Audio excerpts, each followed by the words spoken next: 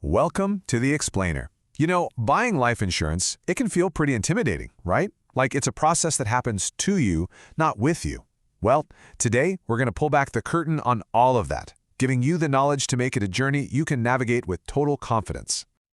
And that brings us to the big question, really. How you get that financial protection for your family without that nagging feeling like you're just being sold to. We're going to shift the power back to you. All right, first things first, let's kind of reframe the whole goal here. For a true professional, the objective isn't just to hit a sales quota. It's about figuring out your actual financial protection needs and making sure your family's long-term security is taken care of.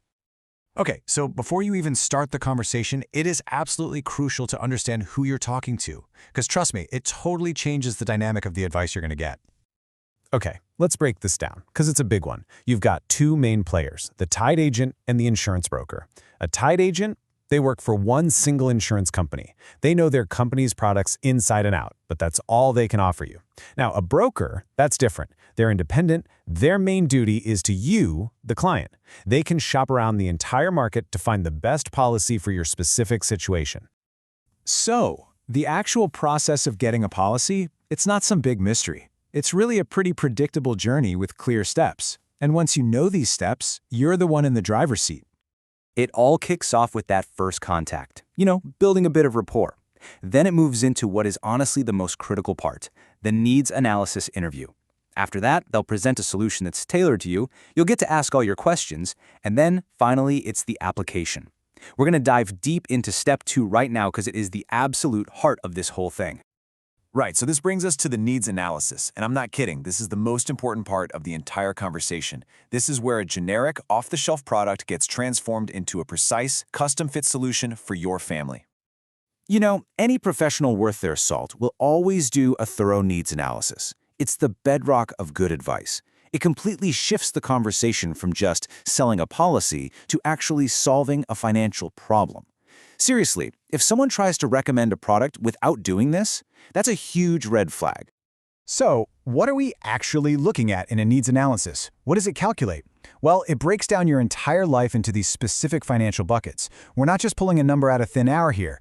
We're talking about calculating exactly what it would take to pay off the mortgage, to fund your kids' future education, to replace your income for a while, and of course, to cover any final expenses. So after you add up all those different needs and then subtract what you already have, savings, any other policies, you get to a real, concrete number.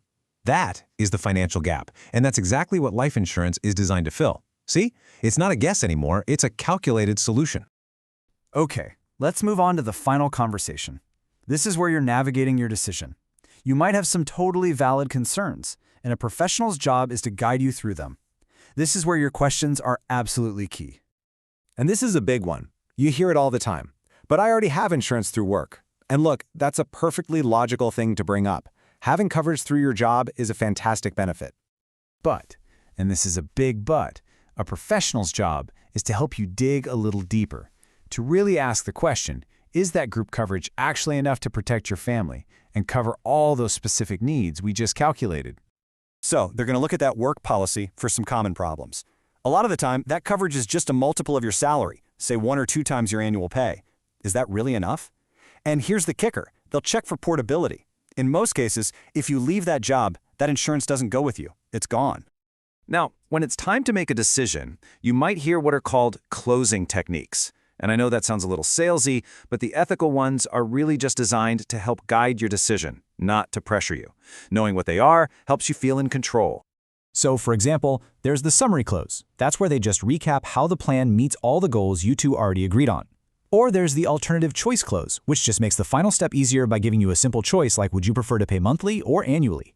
Neither of these should ever feel like high-pressure tactics. All right, last but not least, let's talk about red flags. Because being an empowered buyer also means knowing how to spot and steer clear of bad advice and unethical practices. Okay, red flag number 1. Any kind of pressure to replace a policy you already own for no clear reason. This is a practice called churning. Basically, it's done just so the salesperson can generate a new commission. It can actually leave you worse off, with higher costs or a policy that isn't as good. You should always ask, what specific benefit do I get from switching? Now, taking that a step further, you have something called twisting. This is even more serious. This is when someone uses misleading or totally false information to get you to switch policies. This is a huge problem because you could end up giving up valuable guarantees in your old policy for a new one that really isn't better for you. And really, both of those fall under the big umbrella of misrepresentation.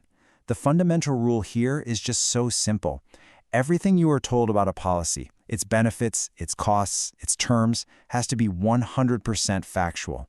Any statement that isn't is a major breach of trust, and frankly, it's your signal to walk away.